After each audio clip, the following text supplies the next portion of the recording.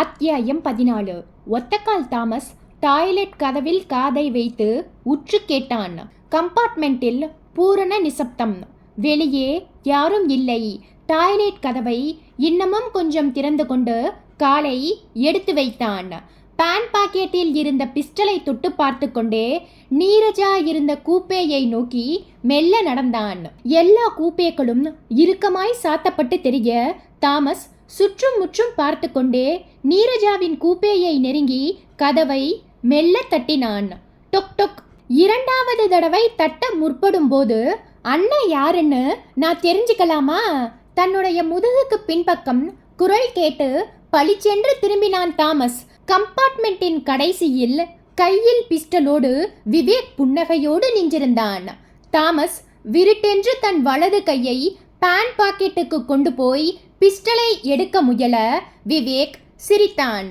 அண்ணன் சிரமம் பார்க்காம 2 கையையும் மேல தூக்குறீங்களா? கிரைம் பிரான்ச்ல ட்ரைனிங் எடுத்த துப்பாக்கி இது. சொன்ன வார்த்தைக்கு கட்டுப்பட மறுத்தா தோட்டாவை வாந்தி எடுத்துடும். தாமஸ் தன் கைகளை உயர்த்தி கொண்டான்.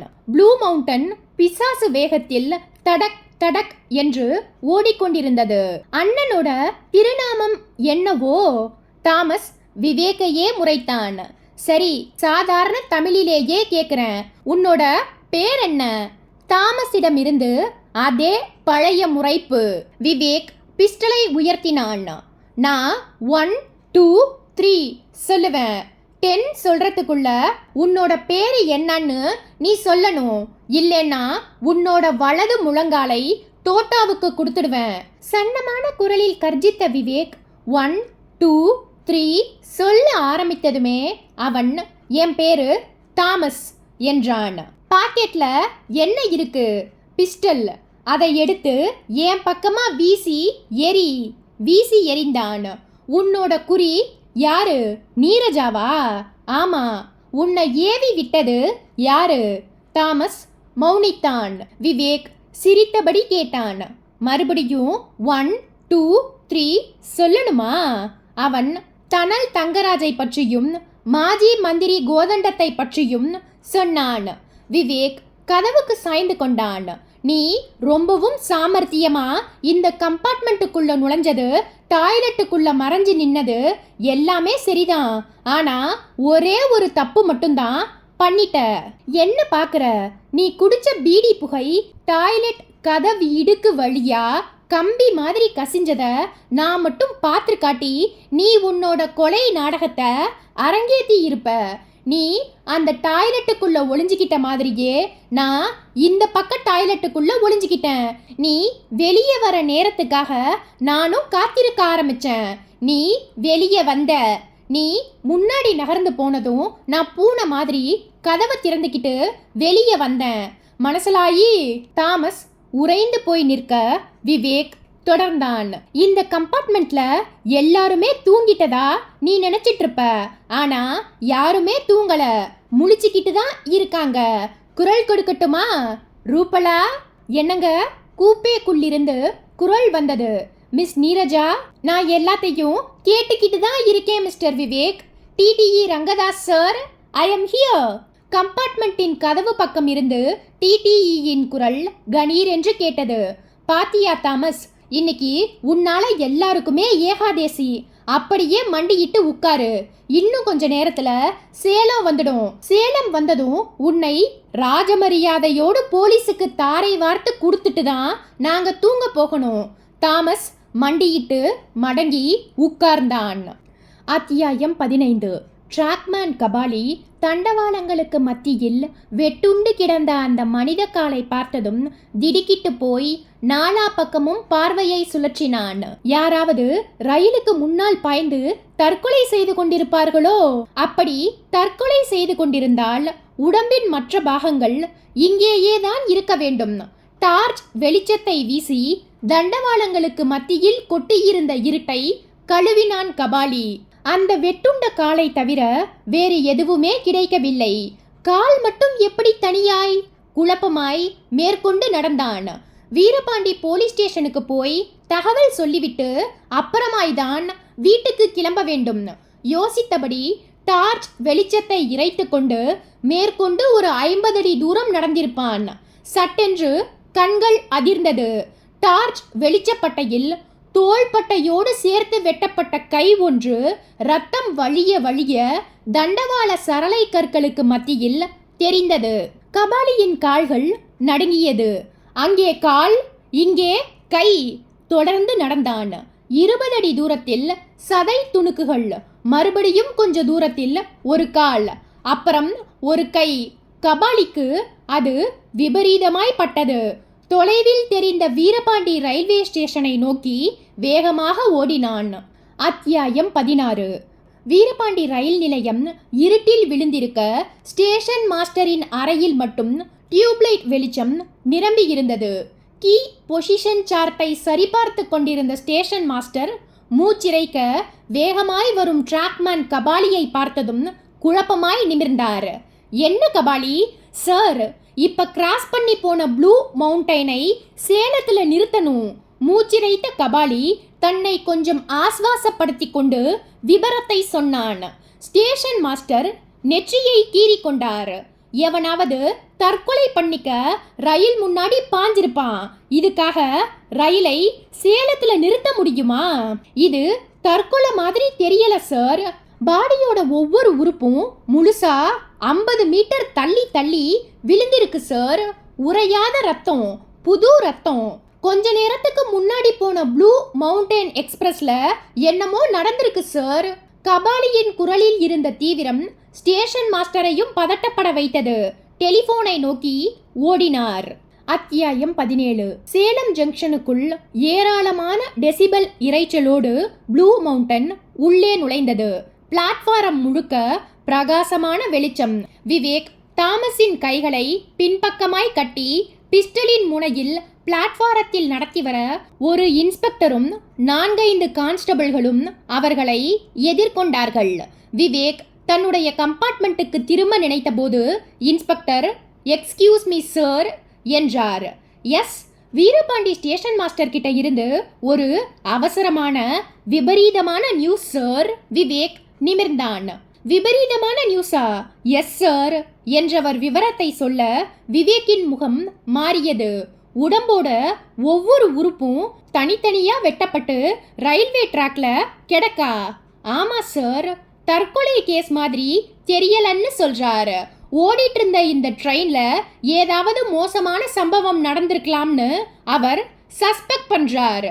சேலம் ஜங்ஷன்ல வண்டியை நிறுத்தி ஒவ்வொரு கம்பார்ட்மெண்ட்டா பார்க்க சொல்லி எனக்கு இன்ஸ்ட்ரக்ஷன் சார். வியர்த்த தன் முகத்தை விவேக் கர்ச்சீஃபால் ஒற்றிக்கொண்டே யோசித்தான்.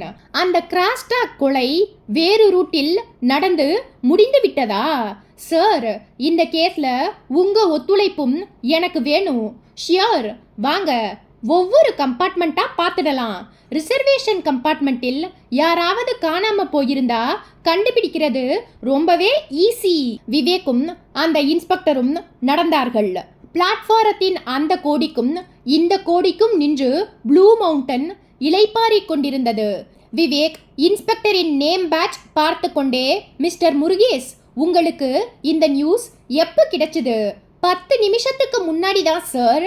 அந்த ட்ராக்மேனோட பேர் என்னன்னு சொன்னீங்க? கபாலி. பாடியோட பார்ட்ஸ் எந்த ஏரியாவில் கிடக்கிறதா தகவல்? மகுடஞ்சாவடி ஸ்டேஷனுக்கும் வீரபாண்டி ஸ்டேஷனுக்கும் இடைப்பட்ட ட்ராக் ஏரியாவில். பாடி ஆனா பொண்ணா? அதை பத்தின தகவல் இல்லை சார். பாடியோட தலை கிடைச்சுதா? அதுவும் தெரியல சார். ஸ்பாட்டுக்கு யாரையாவது அனுப்பி இருக்கீங்களா? வீரபாண்டி போலீஸ் ஸ்டேஷனில் இருந்து யாராவது போயிருப்பாங்க சார். இருவரும் கடைசி கம்பார்ட்மெண்ட்டான லேடிஸ் கம்பார்ட்மெண்ட்டில் ஏறி எல்லோருக்கும் கேட்கும்படியாய் பேசினார். உங்களோடு பயணம் செய்கிறவர்களில் யாராவது ஒருத்தர் காணாமல் போயிருக்கிறாரா? பக்கத்தில் இருக்கும் சக பிரயாணிகளை பார்த்து கொண்டு தகவல் சொல்லுங்கள். இன்ஸ்பெக்டர் பேசி முடித்ததும் கம்பார்ட்மெண்ட் முழுக்க லேசான சலசலப்பு. எல்லோரும் ஒருத்தரை ஒருத்தர் பார்த்து கொண்டார்கள். விவேக் டாய்லெட்டின் கதவுகளை திறந்து உள்ளே எட்டி பார்த்தான். லேடிஸ் கம்பார்ட்மெண்ட்டில் இருந்து யாரும் காணாமல் போகவில்லை என்ற தகவல் கிடைத்ததுமே அதற்கும் பக்கத்தில் இருந்த ரிசர்வேஷன் கம்பார்ட்மெண்டான S9க்கு வந்தார்கள். டிடிஇயின் உதவியோடு இன்ஸ்பெக்டர் சார்ட்டை வைத்துக்கொண்டு பர்த்தில் தூங்கிக் கொண்டிருப்பவர்களை தட்டி எழுப்பி சரிபார்த்து கொண்டிருக்க விவேக் டாய்லெட்டுகளில் நுழைந்து பார்த்து கொண்டிருந்தான். S9ல் எல்லோரும் இருக்காங்க சார். அடுத்தது S8 யாரும் காணாம போகல சார். S7 S6 அதே நிலைமை. S5க்கு வந்தார்கள். டிடிஇ ராஜேந்திரன் இன்ஸ்பெக்டரை அழைத்து கொண்டு ஒவ்வொரு பெர்த்தாய் காட்டிக்கொண்டு போக விவேக் இடது பக்கம் இருந்த டாய்லெட் கதவை திறந்து உள்ளே எட்டி பார்த்தான். சுத்தம். வலது பக்க டாய்லெட் கதவுக்கு வந்தான். கதவை தள்ளியதும் உள்ளே அமோக ஈரம். கால் வைக்க முடியாமல் சொதசொதப்பாய் தெரிந்தது. கதவை முழுக்க திறந்தான். பார்வையில் பளிச்சென்று பட்டது அந்த முடிக்கற்றைகள். உள்ளே தேங்கியிருந்த ரத்தம் கலந்த நீரில் சதை துணுக்குகள் உல்லாச படகுகள் மாதிரி மிதந்தது. மிஸ்டர் முருகேஷ் பதட்டமாய் விவேக் கத்தினான். Yes sir. இன்ஸ்பெக்டர் முருகேஷ் ஓடி வந்தார்.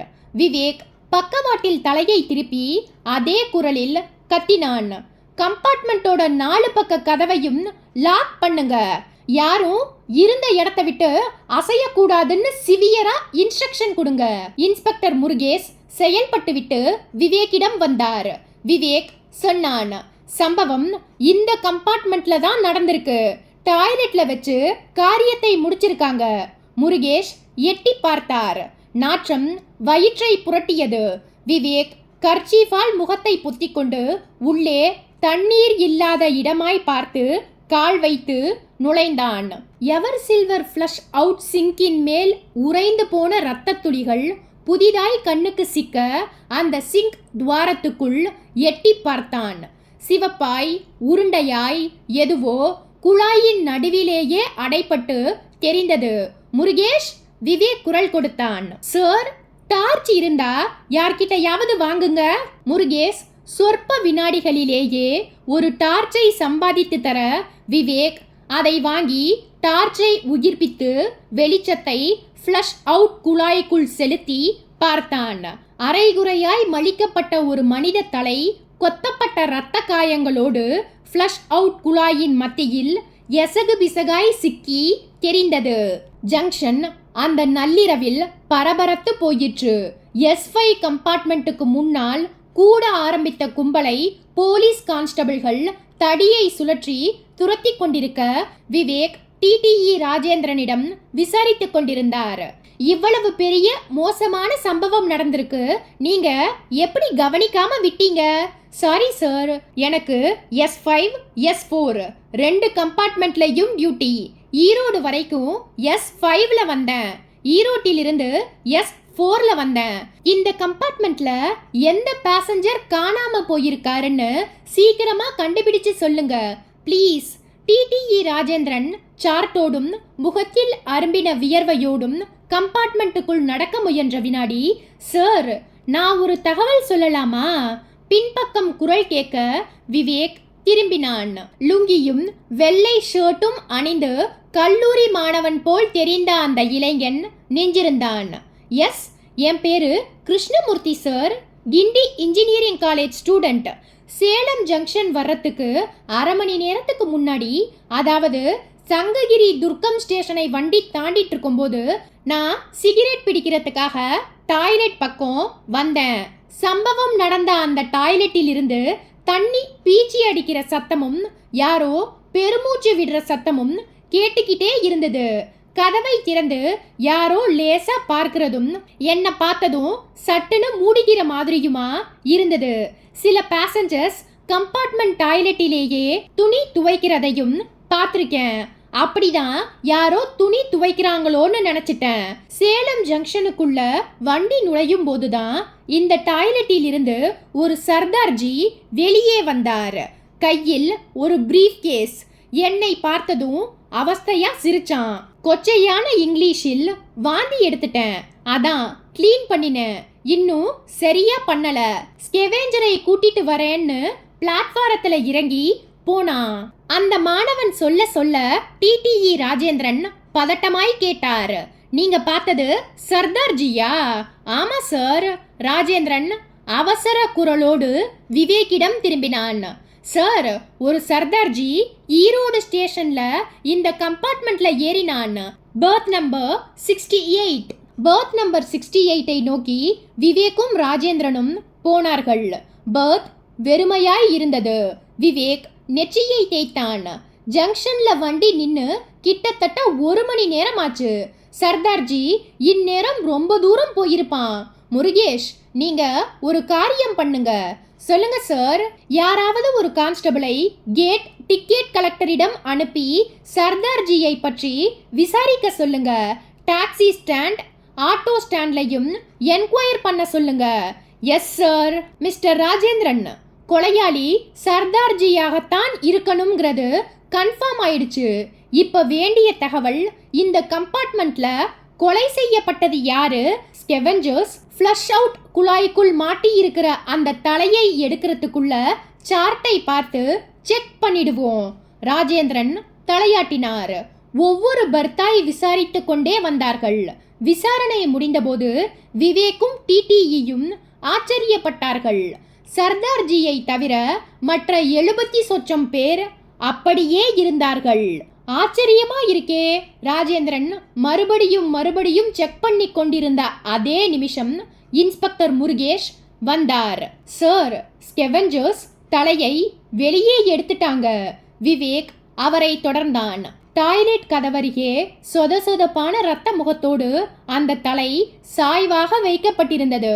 முகத்தில் ஏராளமான கத்தி குத்துகள். பாதி தலை சிரைக்கப்பட்டு மண்டை தோல் வெள்ளையாய் தெரிந்தது. விவேக் தலையருகே குனிந்து உட்கார்ந்தான். இடது கை ஆட்காட்டி விரலால் அந்த தலையை மெல்ல புரட்டினான். மாவால் செய்த பண்டம் மாதிரி அது புரண்டது.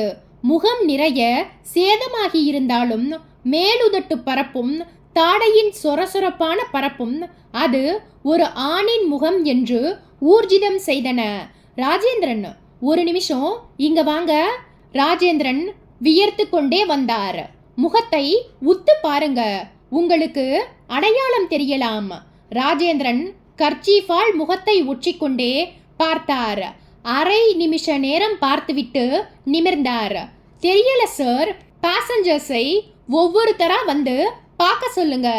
சரியா அடையாளம் தெரியாத முகமானாலும் சில பேருக்கு பார்த்ததுமே ஒரு ஷேப்ல அடையாளம் தெரியலாம். ஆண் பாசஞ்சர்ஸ் மட்டும் தைரியமாய் வந்து பார்த்து உதடுகளை பிதுக்கி தெரியவில்லை என்று சொல்ல பெண்கள் வர பயப்பட்டு பதுங்கிக் கொண்டார்கள். விவேக் கம்பார்ட்மெண்ட்டில் இருந்து சோர்வாய் இறங்கி பிளாட்ஃபாரத்துக்கு வர ஸ்டேஷன் மாஸ்டர் எதிர்கொண்டார். இந்த கம்பார்ட்மெண்ட்டை மட்டும் டீட்ரெயின் பண்ணி பாசஞ்சர்ஸை வேற கம்பார்ட்மெண்ட்ல ஏற்றி அனுப்பிடலாமா சார்? ப்ளீஸ் டூ இட் சொல்லிவிட்டு தன்னுடைய கம்பார்ட்மெண்ட்டுக்கு வந்தான் விவேக். பிளாட்ஃபாரத்திலேயே ரூபலாவும் நீரஜாவும் தூக்கம் தொலைந்து போன கண்களோடு நின்றிருந்தார்கள். நீரஜா ஆர்வமாய் கேட்டாள், மர்டர் ஆனது யாருன்னு தெரிஞ்சுதா மிஸ்டர் விவேக்? Not yet. மிகவும் கொடூரமான கொலை.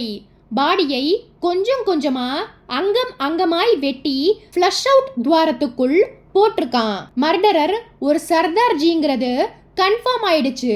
அவன் ஒரு சீக்கிய தீவிரவாதியாகவும் இருக்கலாமே. மேபி. அடுத்தபடியா உங்க ஸ்டெப் என்ன? இன்வெஸ்டிகேஷன் தான். நான் சேலத்துல ஹால்ட் பண்ணி 2 நாள் இருந்து கேஸை ஃபாலோ அப் பண்ணணும். அப்போ நான் ரூபலா கவலையாய் கேட்க விவேக் புன்னகைத்தான். உன்னை விட்டுட்டு நான் இருக்க முடியுமா? நீயும் தான் சேலத்துல என்னோடு தங்க போற. ஐஜிக்கு ஒரு தந்தி கொடுத்துட்டு ஹோட்டல் நேஷனல்ல ஹால்ட் பண்ணிக்குவோம். அத்தியாயம் 19. தண்டவாளங்களுக்கு மத்தியில் சிதறி கிடந்த எல்லா உறுப்புகளையும் கொண்டு வந்து சதை துணுக்குகளை ஒட்ட வைத்து சிதைந்து போன தலையையும் சேர்த்து வைத்து சேலம் சவக்கிடங்கு மேஜையின் மேல் அதை டிஸ்ப்ளே செய்திருந்தார்கள். நாற்றம் கிளம்பாமல் இருப்பதற்காக அதன் மேல் ஃபார்மலின் தெளித்திருந்தார்கள். விவேக்கும் இன்ஸ்பெக்டர் முருகேஷும் போஸ்ட்மார்டம் செய்த டாக்டருக்கு பக்கத்தில் நின்று மாறி மாறி கேள்விகளை கேட்டுக்கொண்டிருந்தார்கள். விக்டிம்க்கு என்ன ஏஜ் இருக்கும் டாக்டர்? 25 வயசிலிருந்து 30 வயசுக்குள்ள இருக்கலாம். மரணம் எப்படி? மூச்சுக்குழல் நசுக்கப்பட்டதால் மரணம். அதுக்கப்புறம் தான் கத்தி குத்துகள் விழுந்திருக்கின்றன. போஸ்ட்மார்ட்டத்தில் இன்வெஸ்டிகேஷனுக்கு உதவுகிற மாதிரி ஏதாவது தகவல் உண்டா டாக்டர்? ஒரு கூர்மையான ஆயுதத்தால உறுப்புகள் அறுக்கப்பட்டிருக்கு. வலது கண் புருவத்துக்கும் நெற்றிக்கும் மத்தியில் 25 பைசா நாணய பரப்பில் தழும்பு ஒன்று தெளிவா சிதையாம கிடைச்சிருக்கு. இன்வெஸ்டிகேஷனுக்கு உதவுற ஒரே விஷயம் அது ஒண்ணுதான். டாக்டர், இந்த பாடி பார்ட்டிகல்ஸை இன்னும் ஒரு 3 நாளைக்கு ப்ரிசர்வ் பண்ணி வைக்க முடியுமா? தாராளமா, ஃபார்மலின்ல முதக்க வச்சா போகுது. Thank you doctor. விவேக்கும் முருகேஷும் வெளியே வந்தார்கள். காலை நேரம். சேலம் ஜெனரல் ஹாஸ்பிட்டல் ஏராளமான ஜன நெரிசலில் இருந்தது. ஒவ்வொரு மருந்து கவுண்டருக்கு முன்பும் நீளமான கியூ தெரிந்தது. முருகேஷ் சார், இந்த கேஸை இன்னும் கொஞ்சம் ஆழமா உழணும். டிராவல் பண்ணின சர்தார்ஜி கோயமுத்தூர் ஸ்டேஷனில் டிக்கெட்டை ரிசர்வ் பண்ணிட்டு போர்டிங் ஈரோடு போட்டு ஈரோட்ல வந்து ப்ளூ மவுண்டைனை பிடிச்சிருக்கான். Something behind it. கோயமுத்தூர் போய் அந்த ரிசர்வேஷன் ஸ்லிப்ஸ் பூராவையும் பார்க்கணும். S5 கம்பார்ட்மெண்ட்ல ஜேர்னி பண்ணின ஒவ்வொரு பேசஞ்சரையும் அலசினாதான் இந்த கேஸ் கொஞ்சமாவது தேரும். சார், அந்த டெலிஃபோன் கிராஸ்டாக் சம்பவத்துக்கும் இந்த கொலைக்கும் ஏதாவது சம்பந்தம் இருக்குமோ? அது பிரஸ் ரிப்போர்ட்டர் நீரஜா சம்பந்தப்பட்டது.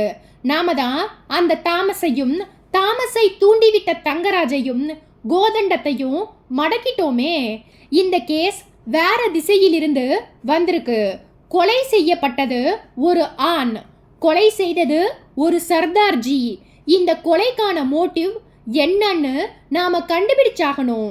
நாம கோயமுத்தூர் எப்ப சார் போறோம்? இப்பவே. விவேக் சொன்ன அதே வினாடி கான்ஸ்டபிள் ஒருவர் சைக்கிளில் வேக வேகமாய் வந்து ஒரு சல்யூட்டோடு இறங்கினார். என்ன கான்ஸ்டபிள்? சார், அந்த சர்தார்ஜியை பற்றி ஆட்டோ ஸ்டாண்ட், டாக்ஸி ஸ்டாண்ட் எல்லா பக்கமும் விசாரிச்சு பார்த்துட்டேன். உருப்படியான தகவல் எதுவும் கிடைக்கல சார். ரயில்வே ஸ்டேஷன் கேட்ல நின்னுட்டு இருந்த டிக்கெட் கலெக்டர் என்ன சொன்னார்? நான் கவனிக்கலன்னு சொல்றாரு. கம்பார்ட்மெண்ட்டை விட்டு வெளியே வந்த அந்த சர்தார்ஜி ஜங்ஷனை விட்டு வெளியே எப்படி போயிருக்க முடியும்? நல்லா விசாரிங்க என்று சொன்ன விவேக் திடீரென்று ஞாபகம் வந்தவனாய் கேட்டான். சேலத்துல நைட் டவுன் பஸ் சர்வீஸ் உண்டா? உண்டு சார். ஜங்ஷனில் இருந்து உண்டு சார்.